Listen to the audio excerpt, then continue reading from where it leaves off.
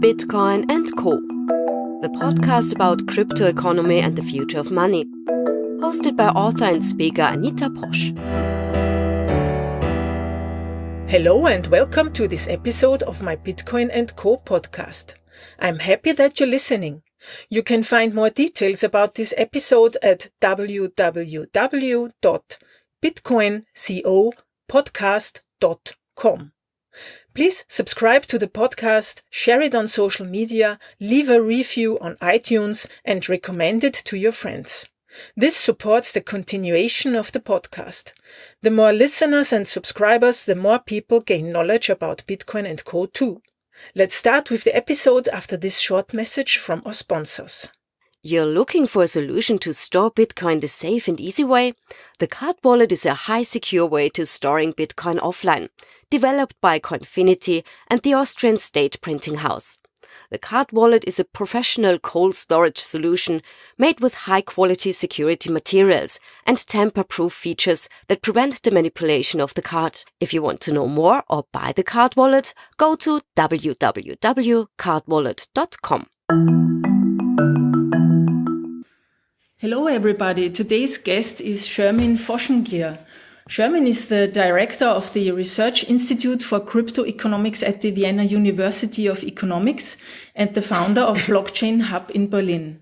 She is also a regular speaker at conferences and is consulting on the topic of blockchains, especially in the context of sustainability and social impact of future technologies. Shermin, welcome and thank you for your time. Hi, thank you for being here. Shermin, before we dive deeper into the work you do and your projects like your new book on the token economy, tell us a little bit about yourself, please.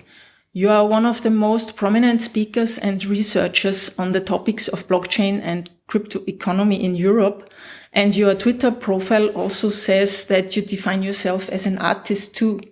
How does this fit together? Which steps did you take in your personal history to arrive here now at that place and talk and work with and about Bitcoin and tokens? Okay, I think if we want to talk about my personal history, we will need a whole your hour. Your professional, yeah. Okay. Yes, professional history has been a bit out of the box, let's say. So maybe to put it in a nutshell, I studied actually here in Vienna at the university I'm working now, IT management, business and IT management.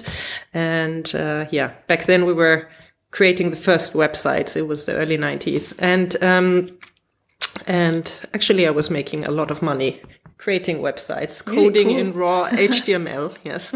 So, And I did my PhD, but then after a while, I just realized that something is off. I didn't know what it was, but I felt that I like working at university. I liked it more than working for a consulting company, which I did before.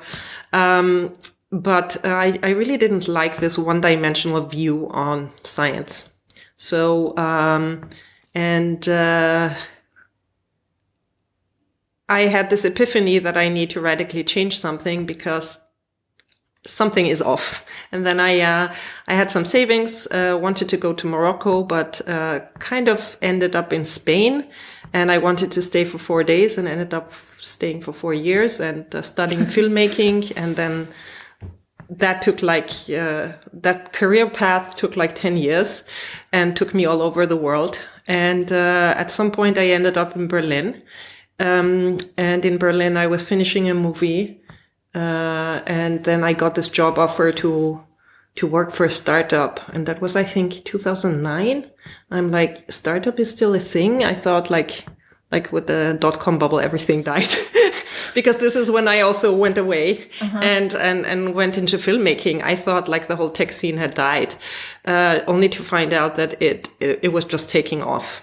And then I ended up doing this startup, which was for independent art house films. And it was interesting because I was a co-founder and they needed me because I had filmmaking experience and business experience and IT experience. So unfortunately, that startup stopped.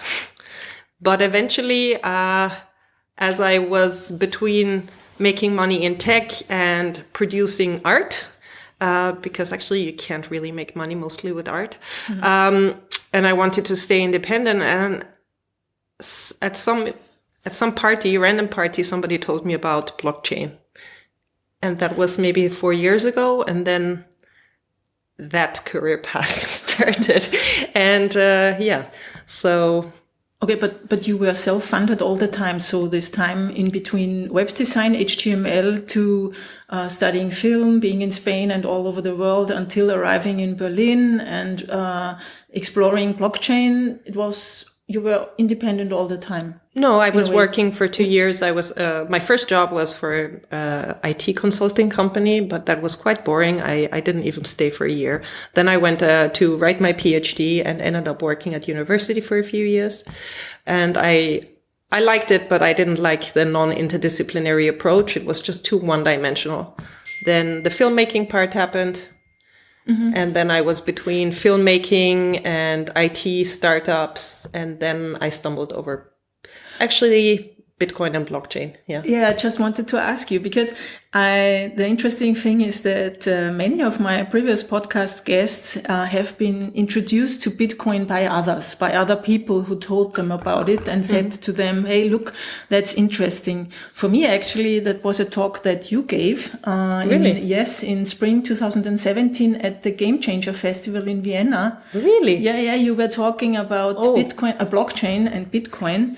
And that was actually, I heard from Bitcoin before, but I never really looked into it. I thought it's like PayPal, just different, not interesting. And then when I heard your talk, I realized what it actually can be and what it can do. And I even approached you after the talk and said, thanks for this great talk. I think I remember actually. So actually that was the beginning for me. And then I dive deeper into the topic and researched Bitcoin and where it comes from, etc. You know that part. When you realized or heard about Bitcoin and blockchain, did you immediately start researching it or working on it? Yeah. It was actually funny. I think it was like at the party after a few gin tonics. And so I'm meeting this guy it was in Berlin. And he was a friend from Amsterdam. So I'm like, so what do you do? And he's like, yeah, I just sold my company and I don't know what the next step is. Maybe 3D printing or blockchain. So I'm like, what's blockchain? The problem was he was wrong. I was wrong. It wasn't very coherent what he said, but it sounded interesting. And I remember, so that was a Saturday and Sunday morning I wake up and I'm like, what was that again? So I'm trying to figure out, like, how do you remember a word like blockchain, right? So there's no chance you can remember it. But what I did remember was the technology behind Bitcoin. And for me, it was the same thing. I had heard of Bitcoin, but for me, it was just a different, like, electronic payment method. So I'm like, technology behind Bitcoin, Googling that. And then the next thing I remember, it was maybe 8, 9 in the morning or 10 in the morning. I don't know. And I remember staying in bed all day and watching every video I could, reading every white paper I could, anything. And I was like, my eyes were popping out and I don't know. And a month later, I organized the first event. I don't know. Like I was invited to Alpbach, which is, for those who don't know Austria, it's like this economic forum in the Alps in Austria, which is a little Davos, let's say, for Austria. And, I had been invited to be there at a kind of, to participate there. And I remember for 2 days, I was running around telling everybody about blockchain and everybody thought I was like really like some cuckoo person. And the only person who believed me or like, not believed me, but the only person who took me seriously was actually the director of Alpbach, who then said, hey, listen, this sounds interesting, and I will be in Berlin in a few weeks. Philipp Naval, by the way. And I will be in Berlin in a few weeks. Introduce me to some people who work on that technology, because I told him that Berlin is the place where it's happening. So that was my first event, and I brought like Philippe and Masha from IPDB and Gavin Wood and the guy running the local Bitcoin meetup. So this is how we met. A month into reading about this new technology, I was organizing the first events, and I realized that there was no information online about blockchain back then. I think it was 2015. So I was like, I started a blog, and the blog became a think tank. And yeah. So that's the start of the BlockchainHub. Yeah. Okay, great. So first, the BlockchainHub was just a blog that I called BlockchainHub. And for me, it was just an online place to find information. And we were actually the first website to host information about blockchain. And it was just a Tumblr. Back then, this was still a thing. And then, but I saw myself getting invited to explain what blockchain is. And then, yeah. And I created this think tank because I thought that for me, what resonated most was less the payment aspect, but just like the governance aspect. I understood that it was a governance technology and that it could help us resolve a lot of the problems that we have in society today if we do it right. And for me, it was clear that you need to, it's a governance technology, which means that technology only sets the boundaries of what is possible and what is not possible. But in order to figure out how to do it well, you need governance experts, you need lawyers, you need business people, you need economists, right? And you also need the techies. But if you only drive this from a technological point of view, you will have a technological bias in that. Yeah, you need diversity in every aspect. Exactly. Yeah. Also, and so this is what we tried with the BlockchainHub, and we had different working groups, and then I got this opportunity to come to Vienna. Yeah, and basically it's what we did at the BlockchainHub, but much more institutionalized in a university framework with full-time researchers. At the BlockchainHub, we didn't have full-time researchers. We had people who were interested, lawyers, techies, business people who came together in their free time. And some people were working also on the tech. But the cool thing now at the Cryptoeconomics Research Lab is that we really have some leverage to work with researchers whose full-time effort it is to figure out what that means for society. I've read you and the institute, you have set up a Bitcoin node now, a full node. It's just, it's not a mining node, it's a node. Yeah, exactly. So I mean, we're doing research. We have some full-time researchers, and then we also have some associate researchers, but we don't only want to do research. I think that, so one of our researchers set up a full node, Bitcoin full node, and I'm hoping that this is the first of many public network nodes that we set up. And I think that it's very important that universities and public institutions run public infrastructure nodes. And it reminds us of the early days of the internet when actually universities were running internet service providers, or were also a backbone of the internet back then, and being a very important part of this free, what we back then called information data highway. So yes, we have set up a Bitcoin full node, and hopefully soon we will set up some other nodes. Before we dive deeper into the token economy aspect, I would like to ask you about your personal view about Bitcoin and what you think the advantages and maybe bottlenecks of this technology, which is also a kind of a private, open and uncensorable kind of money. What is your take on Bitcoin? Bitcoin in specific? Or? Yeah, no, in specific Bitcoin. Okay. Because it was the first thing that was here. So for me, Bitcoin is an amazing phenomenon, right? For so many different reasons. I think, first of all, for those who maybe don't know, Bitcoin didn't fall out of thin air, right? It built on decades and decades of research in cryptography, but also research in electronic cash systems, and smart contracts. Actually, if you read what Nick Szabo wrote in 1996, his paper on smart contracts basically explains, a blockchain, and he was much more advanced in the cryptographic tools he was describing. The only thing he hadn't resolved was a consensus problem, right? How to have a universal state. For that, he suggested a trusted party. But we had a lot of R&D leading up to that, and a lot of also real proposals from eCash, etc. proposals. So it didn't come out of thin air, but when it came, I think the timing was interesting, right? Probably the time was ripe after the financial crisis.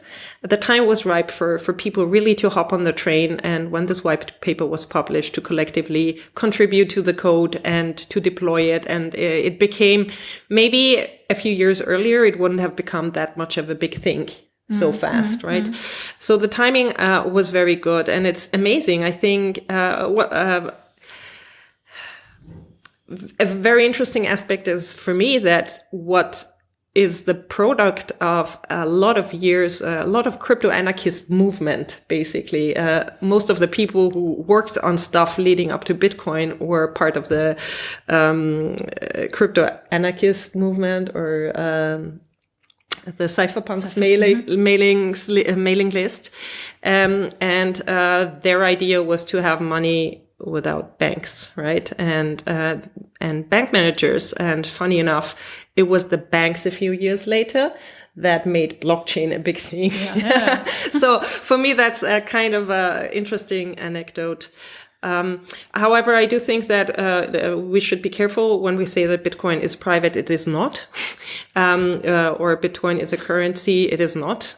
At least not in the traditional sense.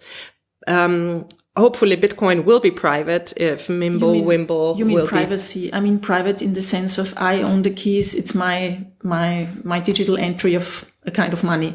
That was what I meant with private. Yes, it's not, it's transparent at the moment. Yeah. Yeah. Okay. So yeah, it's more, I think, maybe more than private. I think what you mean is, you have more autonomy. Yes. Yeah. You have more autonomy over your funds, in Bitcoin if you don't host it on an exchange, which many people do nowadays. So, a lot of my students now, they're like, I don't understand this. I'm using an exchange. So they've never hosted their Bitcoin in, they don't hold it by themselves. Yeah. So I am not sure if that trend, of this being autonomous, it will depend on the type of wallet solutions we will have. Anyhow, long story short, for me, Bitcoin was the beginning of an amazing governance revolution. Because in the end, Bitcoin and the underlying technology is a governance technology that allows us to work across jurisdictions, to reach an agreement across jurisdictions without legal contracts between people who do not know and trust each other. This is the real revolution. Yeah. And money is, or tokens are one instance. Yeah. Since you now mentioned tokens, I mean, since the advent of Bitcoin, many more crypto assets came up. At the moment, 2,100 other so-called cryptocurrencies are listed at CoinMarketCap at the website. But we have to differentiate here. First, the word cryptocurrency is not exactly the right term for these assets. And secondly, many of those listed cryptocurrencies are tokens, not coins. Can you please explain the differences between these terms? So, yeah, I think exactly. We have a mess of terms. This is a very new technology. So we're throwing around with terms and we don't exactly know always what we mean with them, especially maybe even among the more seasoned, people in the community. And I think that's quite normal, because this technology is new. So think the general public and media keeps referring to cryptocurrencies, which I think is completely misleading, even for Bitcoin. Why? Because most tokens were never designed to be currencies in the first place. And even Bitcoin and similar native tokens have aspects that are similar to fiat currencies as we know them, but they're not fungible. Bitcoin is not fungible because it's not fully private yet, at least. The token is not stable, so it cannot act as a reliable store of value that I can plan with. It's more an object of speculation. So really the term cryptocurrency in any case, in my opinion, is not the right term. We could now use crypto assets, which many people use, which would reflect everything that could be an asset, but not the tokens that reflect access rights. So I think crypto assets, while it's more accurate for most tokens, it's not accurate for every token. And I think really token is the more general term to represent anything that could be an asset or an access right. And that asset can be backed by a real good. It could be backed by a digital good. It could fluctuate in value. It could not fluctuate in value. It could be a native protocol token, but it could also be a service that you consume. It could also reflect anything that's an entry ticket to something, an entry ticket to a concert, an entry ticket to your, or maybe a doctor's appointment, your flight ticket, etc., etc. Anything can be tokenized today. And, but what is a coin then? Or the term coin, what does it mean? I don't know. People use the term coin. I don't. Okay. Mm-hmm. I don't use the term coin because I think the term coin is misleading. Mm-hmm. I think the term token is more accurate. Token, we've had the term token is not a new thing, right? Yeah. So tokens have represented goods in the real world, from early shells that we used, or the representative money that we used in form of silver coins or anything, to casino jetons, or here in Austria we have the palmas, which is, bonus miles or anything, could be a token, something that represents a value of some kind. And tokens are also have existed in computer science, because tokens are used to perform some in computers, to computer operations. Yeah. So, and the interesting thing about cryptographic tokens on a blockchain or similar distributed technology is that these tokens, now all have one substrate, and the substrate is the blockchain, and is public and verifiable. Whereas before, my token had a different substrate, right? A bill that is printed by a national bank, like fiat currency, cash. The token that represents cash money is issued by a centralized authority, like a central bank, right? And a token could also be a ticket, to a flight ticket, like a QR code. All these tokens are usually, no matter whether they're like flight tickets or cash or a casino jeton, what they have in common is that they have a substrate. That substrate needs to be issued and managed by a centralized authority.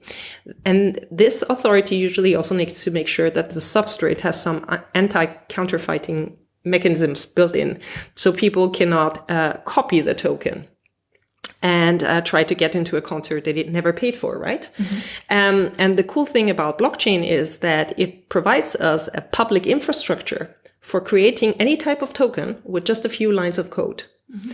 And if you know what you're doing, within a few minutes, you can create any type of token. I could create a Shermin token. The question is, who wants to buy the Shermin token? What's the value proposition of the Shermin token? And how many tokens do I issue?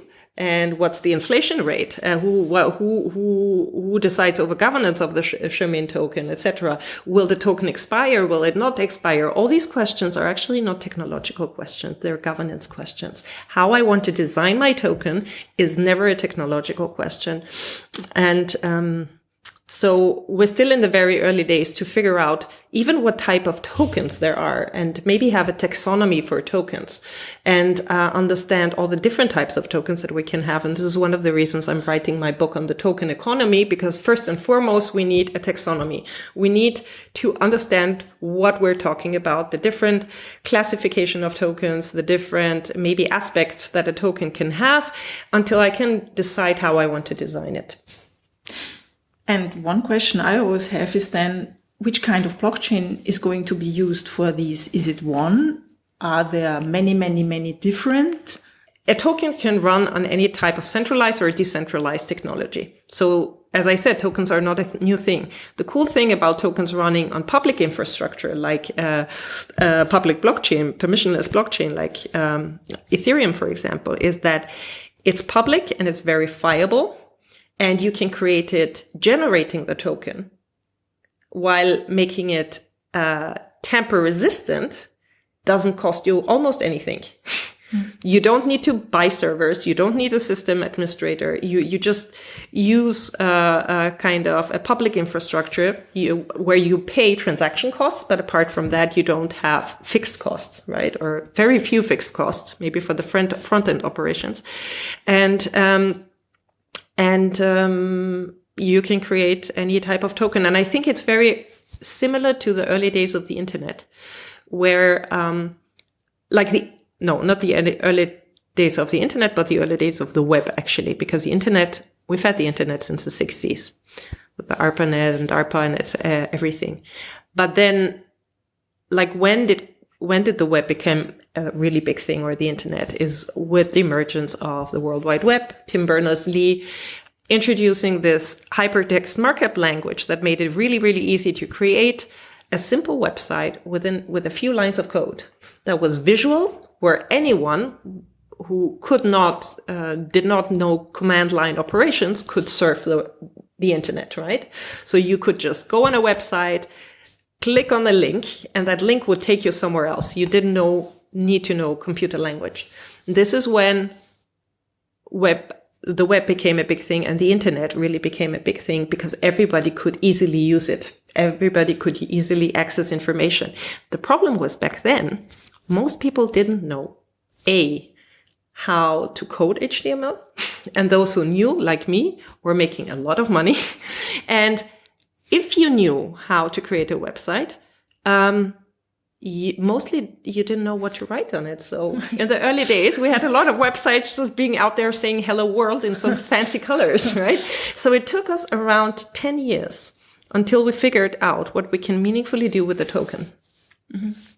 And I think, not with the token, website. With the website, sorry. So I think we're at a very early stage with tokens right now. Yeah. And I think what happened in this ICO craziness was that all of a sudden, when Ethereum came along, Ethereum made it super easy to take a smart contract and create a token. It didn't take you a long time.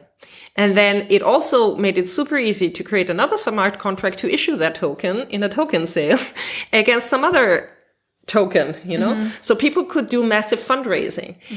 And then people would invest in those tokens as if it was the next Bitcoin. But unfortunately, most of these tokens had poor design functions because nobody or very few people knew what they were doing, So I think we're in a very similar stage, and it will take us another few years until we figure out what we can meaningfully do with tokens. And when we do, this will be a completely different type of economy. Before we continue our show, a short message from our sponsors. Thanks for listening, and we will be back soon. Start accepting Bitcoin, Dash or Litecoin for your business today with the Selementex cryptocurrency payment service. The SX1801 POS terminal by Selementex offers an easy system for you to accept payments in cryptocurrency absolutely risk-free and receive the exact amount in fiat, such as euro or US dollar, into your company account. Easy tax reporting tools and system integrations allow you to just go ahead with your business as usual. Sign up now with Selementex and start the easy way to crypto pay. Find more information at selementex.com. That's SALAMANTEX.com. I heard you are working together with the city of Vienna on a project for a Vienna token. Can you tell us a little bit about it? What will it be, or what is the concept for it? Yes. Well, unfortunately, I cannot tell you too much yet because it's the city of Vienna has to publicly announce more details. What we can say is that we just started working with the city of Vienna. They're interested to figure out how they could use tokens to create more in the context of a city, the governance of a city, to maybe have citizens contribute to city services, or to kind of raise the quality of life of the citizens, how you could kind of incentivize people of Vienna with a token that they can then use to, for example, in exchange for services that the city of Vienna provides, like cultural services, going to the theater, going to a museum, maybe going to a public swimming pool, etc., etc. So how can you incentivize participation of the within a community, and mostly things that are already happening, where you have people who are already contributing to collective value of the city by being active in the city? And how could you visualize this, but not in a transparent manner, but how could you reward people for contributing to the general quality of life of the city? Mm-hmm. For example, could you, and these are questions that we're asking ourselves, could we, for example, incentivize people for taking the subway instead of taking the car, or even better, taking a bike instead of taking the subway or a car, and when they can prove that they saved CO2 emission reduction, they might be incentivized with a token that they can use then to go to the museum for free or cheaper. Mm-hmm. Or something like that. But it's in a very, very, very early stages. Mm-hmm. So it will be an public and open research and development project that we will do under participation of the public. Mm-hmm. Yes. Okay. Yeah. Nice. You're also an advisor of Yolocom. Is that the way it's spelled? Mm-hmm. Yolocom? A blockchain-based identity protocol, or they want to build a blockchain-based identity protocol. As far as I understand, they want to provide the technology that enables us, the users, to protect our private data from being used by centralized companies like Facebook or Google. Mm-hmm. Now, Google has acquired a company named ChangeSpace and is looking into using blockchain technology maybe instead of their login. Single sign up, exactly. Or maybe even to establish a stable coin for using it, paying as a payment tool inside Facebook and the WhatsApp ecosystem. Mm-hmm. What are your thoughts on that? Yeah. I was hoping they wouldn't do that, because if they, it seems, and this is very new news, that I remember a week ago I was giving a talk saying that Facebook will not survive if they don't start tokenizing soon, because we already have things like Steemit, only that Steemit has really lousy design function of their tokens, but. I mean, what can I say? I think on a very neutral level, it just shows that so early on in this technology, an established company like Facebook is already looking into tokenizing part of their services and hopping onto this technology, which means that it's happening. So it's happening, and it's happening fast. And I think that blockchain always came with this promise of a revolution, and it was, I think this is why there was so much hype around this technology, because it came with this huge promise. And I think that this promise really, the technology is neutral in and of itself. It really depends on how we will use it and whether we will use it to do meaningful things or really decentralize society to have more balanced participation of equal participation of all actors in society, rather than some points of centralization. But with any technology, it depends on who are the early adopters. If huge companies like Facebook start hopping on this now, it's interesting. Let's see if the promise can be kept of decentralization. But Facebook has to start adopting these new technologies. Otherwise, they will be gone.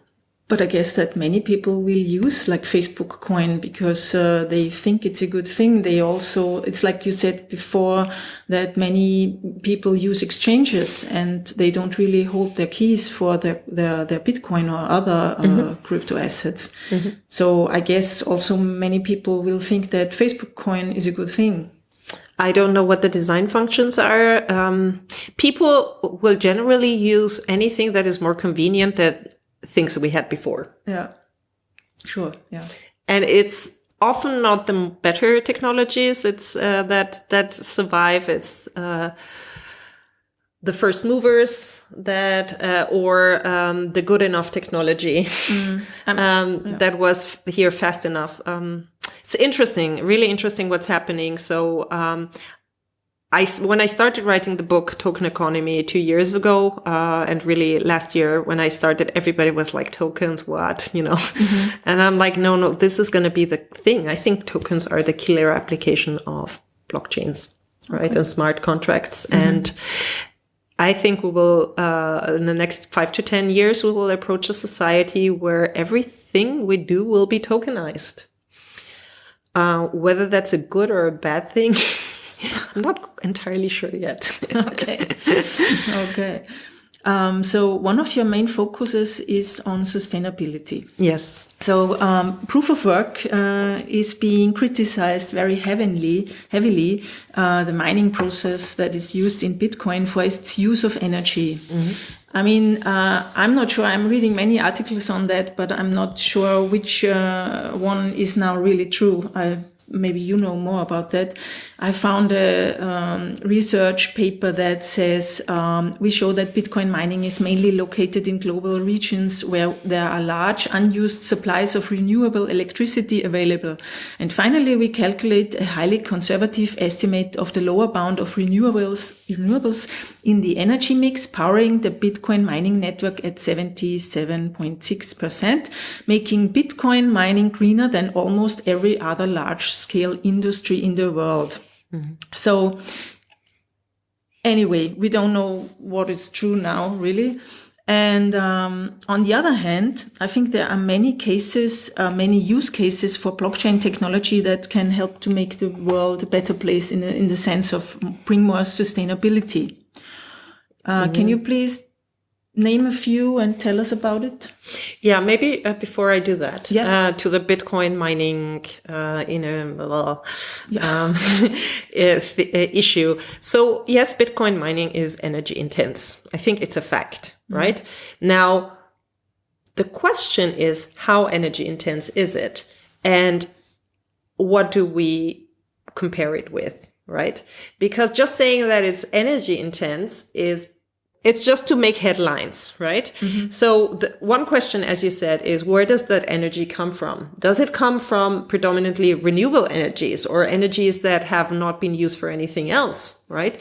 Or is it specifically used to power Bitcoin? Is it residual energy or is it specifically used? Is it green energy or is it not green energy? So all these questions make that number of how much kilowatt hours of Bitcoin, of energy goes into Bitcoin mining would make it more relative. But another thing is that what do we compare it to? Do we actually know what the CO2 footprint of a bank transaction is? We don't. And actually, why don't we? Because there are no numbers out there, right? Because nobody's tracking it. And because everything is happening behind the walled gardens of companies. Do we know how much CO2 emission a company produces? One bank only, right? And if so a bank has employees driving to their offices every day, often by car, managers taking planes. Then you have this whole office building that has in and of itself, in the construction of itself, a huge CO2 footprint. Then you have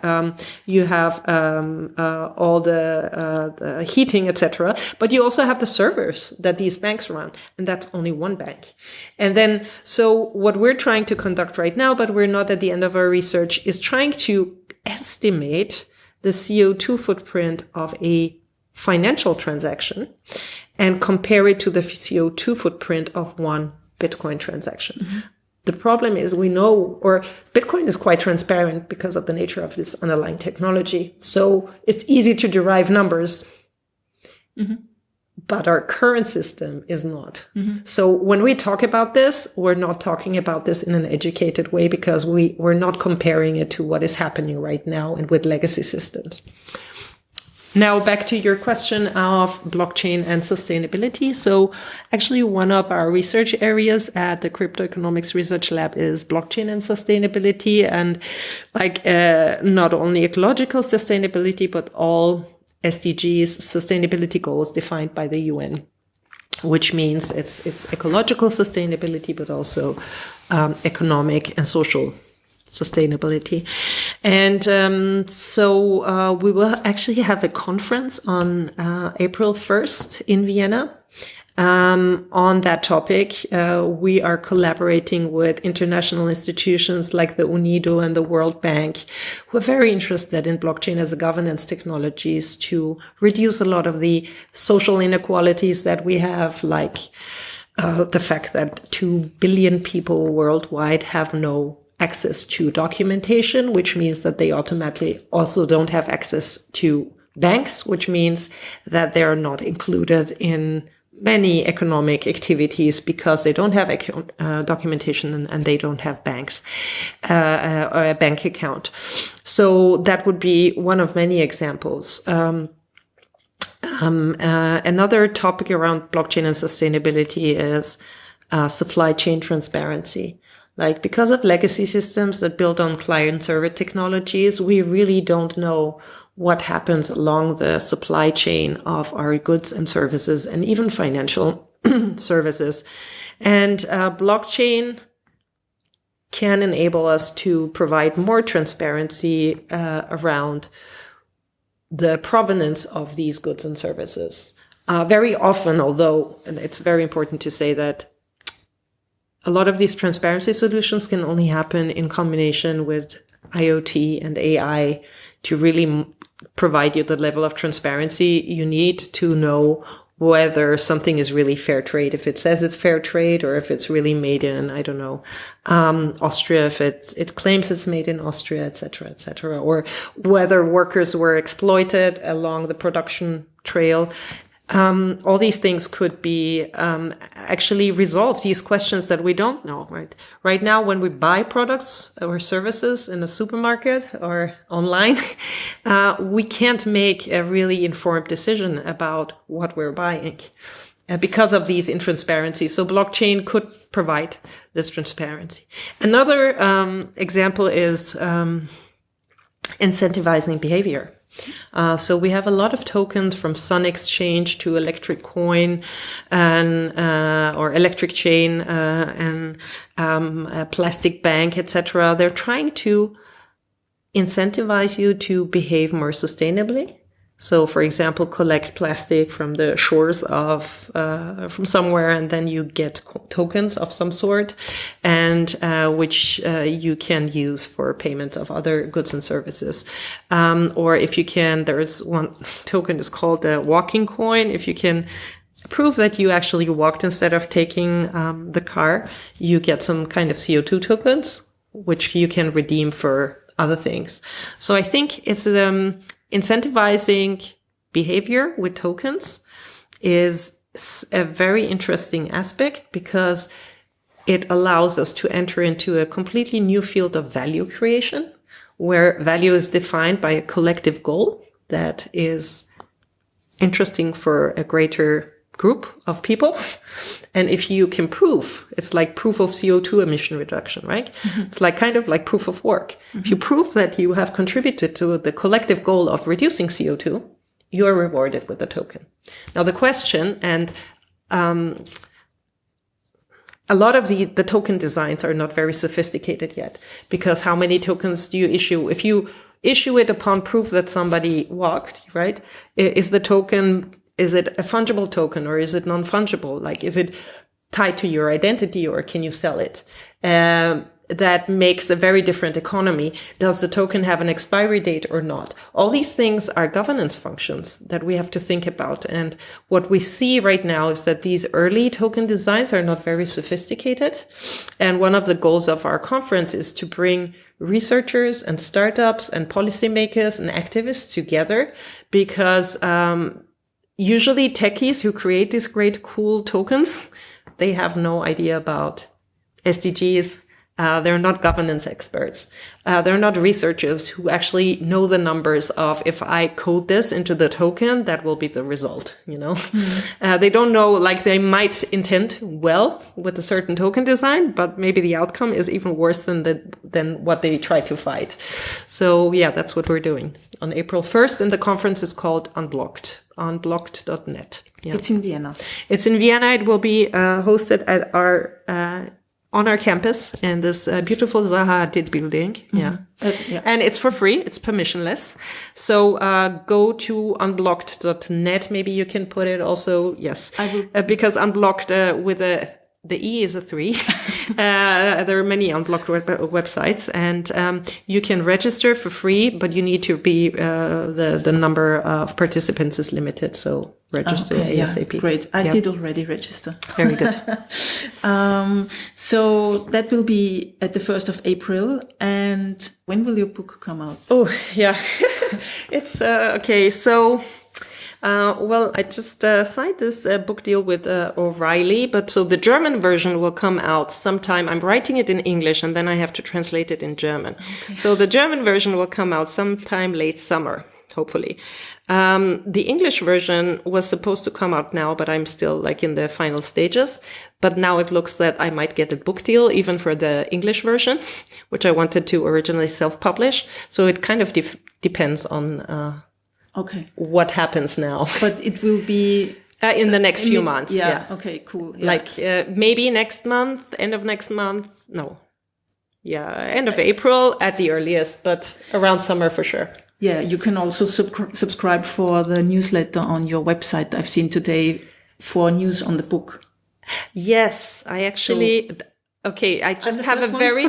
Yes, because actually my new website, my speaker website, Shermin.net, I also speak a lot, went online. So if you're interested in the book, please go on Shermin.net and sign up to be informed when the book comes out. Mm-hmm. Yeah. Where can our listeners read more about your work? Are you on other platforms too? Mm-hmm. Follow me on, Medium, actually. Medium, Twitter, LinkedIn is the place to follow. Mm-hmm. Read my Medium. I've written quite a lot. Go on BlockchainHub. We've done quite some stuff there. Yep. Yeah, I will put all those links inside the show notes. Yes. Shermin, thank you. It was really a great interview. Thank you very much. You're a great guest. Thank you. And thank you for inviting. All the best for the coming months and years. Thank you. Bye. Thank you, Anita. Bye. This was today's episode. Thank you for listening. Please subscribe to the podcast in your podcast player, share it with your friends and family on Twitter or Facebook, and leave a review on iTunes or YouTube. If you want to advertise your product or company, please send an email to hello@bitcoincopodcast.com. Thanks for listening and have a great day. Audio editing and signation spoken by Katrin Eidenhammer. Idea and production by Anita Posch.